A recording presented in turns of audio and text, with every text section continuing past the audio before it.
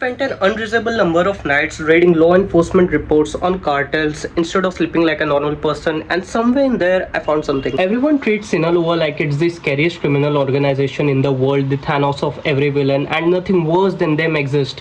But that is not just true anymore. There are at least 5 organizations operating right now that do more damage, have more reach, and influence further than Sinaloa ever has.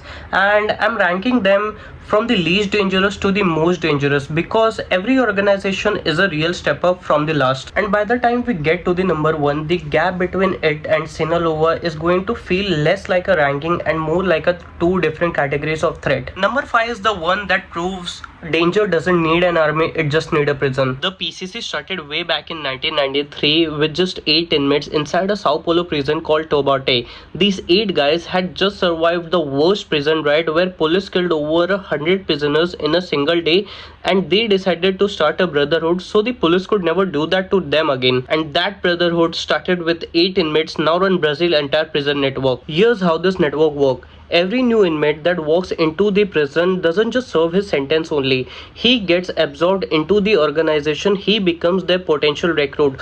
So the more people Brazil law enforcement locks up, the bigger this organization gets. It's a group that grows because of law enforcement, not in spite of it. And an organization that enormous size doesn't just control prison only, it controls something way more bigger than you actually might think.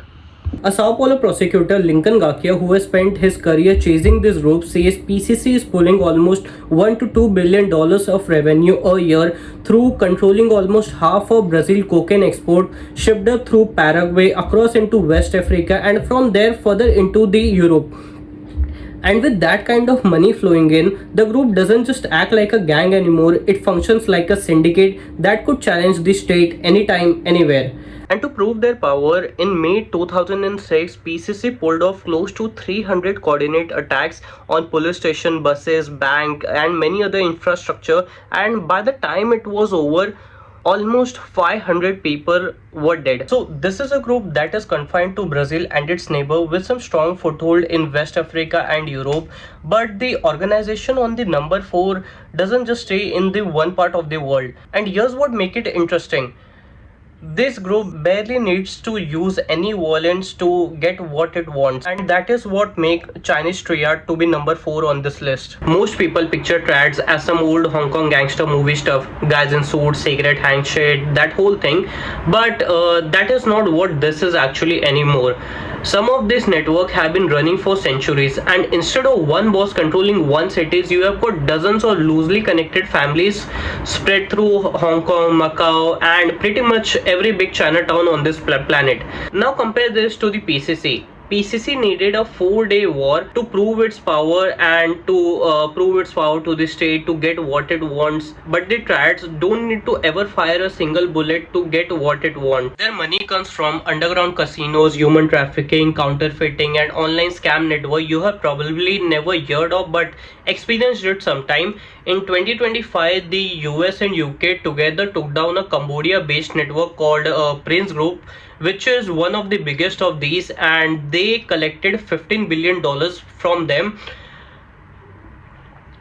and it's measured to be the biggest amount the US government has ever collected in a single case, and that is from one network. Add up every other online scam network and you are talking about tens of billions of dollars worth of scam industries, without the body count that put PCC on this list in the first place. And it's not the money that moves them up a level in this list, it's actually who lets them keep it.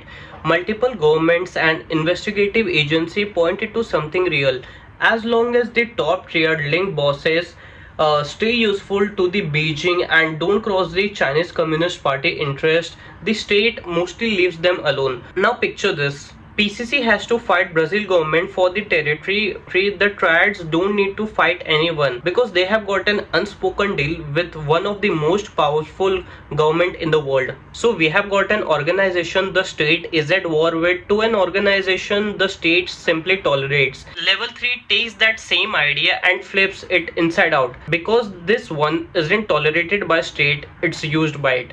And number 3 is the Russian organized crime, also known as the Bratva. The modern Bratva biggest weapon isn't a gun, it's actually a laundering pipeline where Russian-linked ransomware gangs break into companies' computer system and hold their data as hostage for payments. And by doing just that, they pull in hundreds of millions of dollars a year, which is something like three quarters of all global ransomware revenue. But stealing money is actually the easy part. The real skill is moving money without getting caught. When Western sanctions tried to cut Russia off from the global financial system, Russia built a ruble backed crypto token specifically to dodge those sanctions. And that token moved more than $90 billion in under a year.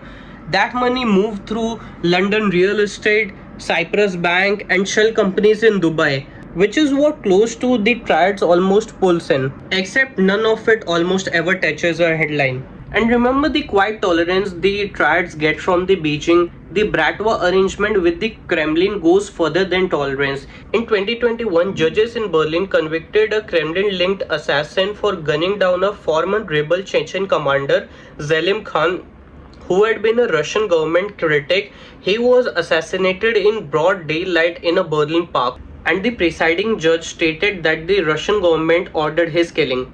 Think about that for a second. This isn't an organization acting on its own anymore. It's functioning like a proper organization backed by the Kremlin that kills people only when it's ordered to. Every organization on this list so far has gotten more dangerous by getting hidden, having more money, and by making less noise. But the organization on the number two breaks all those patterns completely. Number two doesn't hide from the state or the army, it fights them back.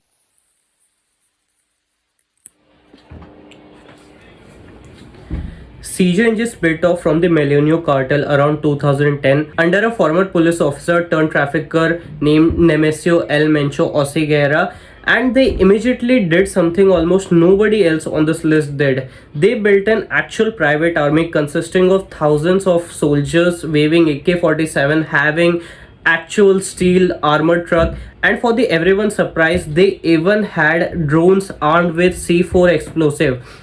So, to demonstrate all this power, they carried out an attack around 2015. 10 members of CJNG shot down an actual Mexican military helicopter with an RPG, killing 9 soldiers. And that is the first time in this drug war the board flipped. The cartels, who had a natural instinct of hiding from the military or the police, was now attacking the military.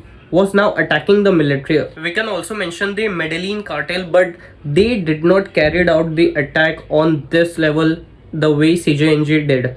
In 2025, the US government designated CJNG as a foreign terrorist organization. They put CJNG in the same list where ISIS and Al Qaeda sit, and CJNG is the first drug cartel organization to be ever labeled as terrorist organization.